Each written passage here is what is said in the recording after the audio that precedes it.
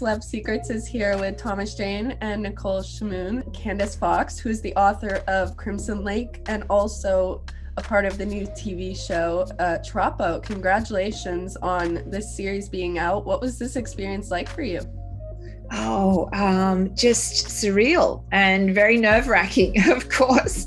I saw raw footage and I saw scripts, but there's nothing like pressing that button for the first time on episode 1 and getting ready to watch, your baby on the screen. It was a magical experience. Just once in a lifetime stuff, If you guys could talk about one jaw-dropping moment in this series that you can't wait for people to see without giving too much away, what would it be? We can't, our lips are sealed, you wouldn't have a website called Celeb Secrets if we all just like blabbing about stuff all the time. I mean, we gotta try. For the American audience, the exotic locale, and even for the Australian audience, Nicole will tell you, even the Australian, it's exotic. Far North Queensland is as hot as you can get. It's surrounded by wildlife. Everywhere you go, like road signs down the street are like, watch out for the koalas, watch out for the crocodiles, watch out for the giant snakes. I mean, I took photos of just all the different road signs. It's a learning experience, but it also added something really fun to the show, and I think people are going to get a kick out of that exotic locale.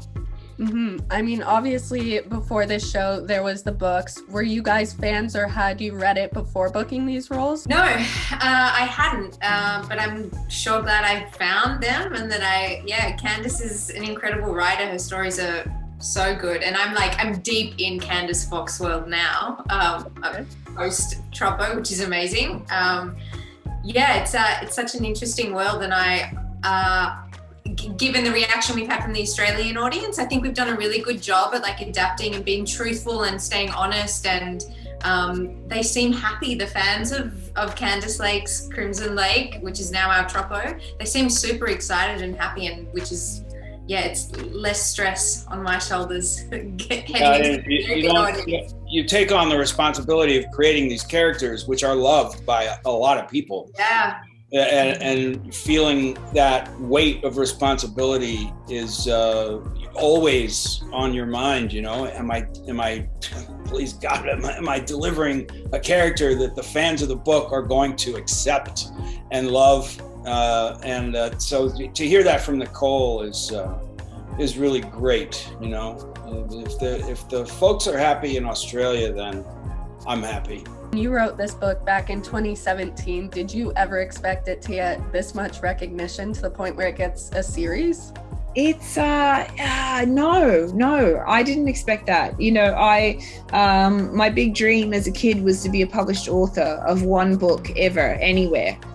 So adding in things like, we're going to fly to LA and I'm going to have some TV meetings, and here's the script of your show, and it's another life. It's not. It doesn't feel real. It still doesn't feel real. And I've watched the show through once, the polished version, and I'm not sure I'm emotionally ready to do that again yet, because it's just so wild.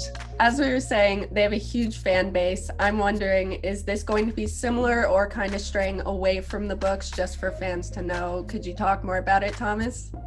That's a good question. As a producer, I have a new company called Renegade, and this is our first television project. So, why become a producer and a director? It's so that you can find material that you love and that fans love, and then bring it to the screen in a way that doesn't piss them off. And that they actually enjoy and brings sort of a new understanding, a new feeling, so they get to sort of experience this novel that they love all over again, right? In a way that they can't wait to see the next episode. That's the job.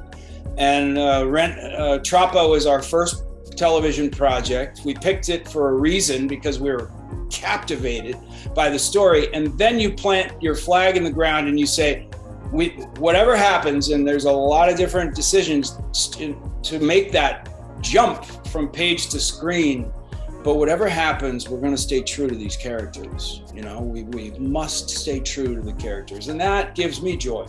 I feel like the fans will be happy with that.